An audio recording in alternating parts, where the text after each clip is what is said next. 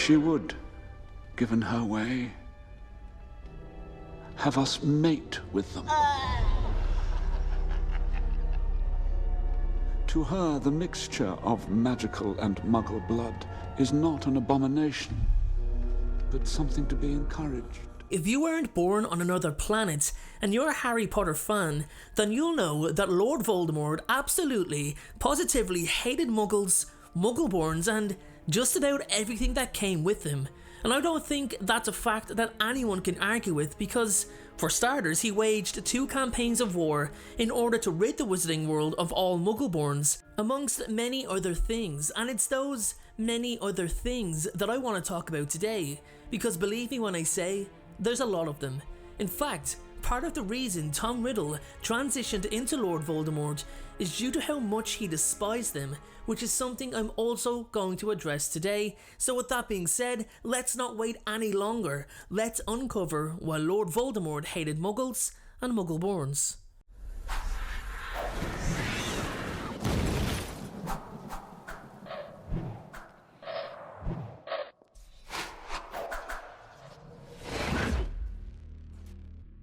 So going by the title of this video and what I've said in the introduction, I think it's safe to say that we all know Voldemort hated Muggles, Muggleborns, and just general Muggle nature.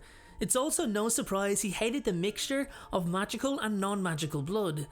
The Dark Lord's goal, well, one of them, was to rid the magical world of all non-magical people. He accused Muggleborns of stealing the gift of magic, something they didn't deserve, and it just made me wonder why.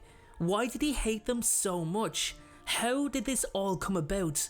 Well, the good thing is, there is a root to his hatred. The bad thing, or the sad thing, is that it's quite a bitter road that stretches back to Tom's childhood.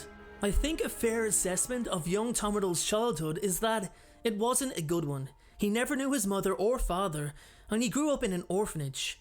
He definitely must have wondered why he was in the position he was in. He had no idea about the situation with his parents, no idea that his mother gave up on life, and that his father rejected him before he was even born. He just knew that he was alone. Of course, he discovered the truth eventually, which made him even more bitter than he already was. He looked upon his mother as weak for succumbing to death, and was surprised and disappointed to learn that it was she who was the magical parent, let alone be a Gaunt, a family who were at one point very wealthy and very prestigious, a family who were direct descendants of Salazar Slytherin himself. Tom Riddle's original goal, remember, was to complete Slytherin's noble work by purifying Hogwarts until he set his sights on bigger things. It angered him that his father abandoned him before he was even born, rejected by someone who would not even embrace his birth. Yes, the circumstances around Tom Sr. were very unusual. Okay, it was an extremely unlikely circumstance, but his son didn't know that. It must have been a truly awful feeling to believe you weren't wanted by your parents, and I think that's where the blackness in Tom's heart began. It's where the monster was born. It can be presumed that his father's hatred towards his mother was interpreted by Voldemort as a hatred towards wizarding kind, and hence he overcompensates by hating the Muggles and Muggleborns instead. As the years went by, Tom became even more ashamed of his Muggle heritage, and it actually sickened him to think Muggle blood flowed within him. He resented the Muggle world because that was the environment he was raised in, but it wasn't the one he should have been born into. He already knew he was different for a very long time, even before Hogwarts. He could do things no other child around him could do. He knew he was special. If you remember when he first met Dumbledore, when he was told he was a wizard, his reaction was, "Is that magic I can do?" I knew I was different. I knew I was special. If there's one thing Tom really cared for, it was magic. He fully embraced it. He was set on becoming a first-rate wizard, the best in his year, and that he did. He wanted to take magic to levels that nobody had ever seen. And I believe that despite rejecting the Muggle side of his family, the frustration of the truth of his parentage festered throughout his entirety, adding to his ever-increasing lust for power. Every time he heard a Muggleborn, I believe he was trying to wipe away the sin, the embarrassment of his parentage. But he soon realised that the only way he could escape the torment of his shameful past was to establish an unchallenged dominance. Once this thought nested in his mind, there was no going back. Although he feared death, he hated even more that his mother succumbed to it, a muggle weakness, a muggle defect. He viewed it as a complete embarrassment that one's life could end due to mortality. Wizards normally lived a lot longer than muggles, twice if not 3 times as long.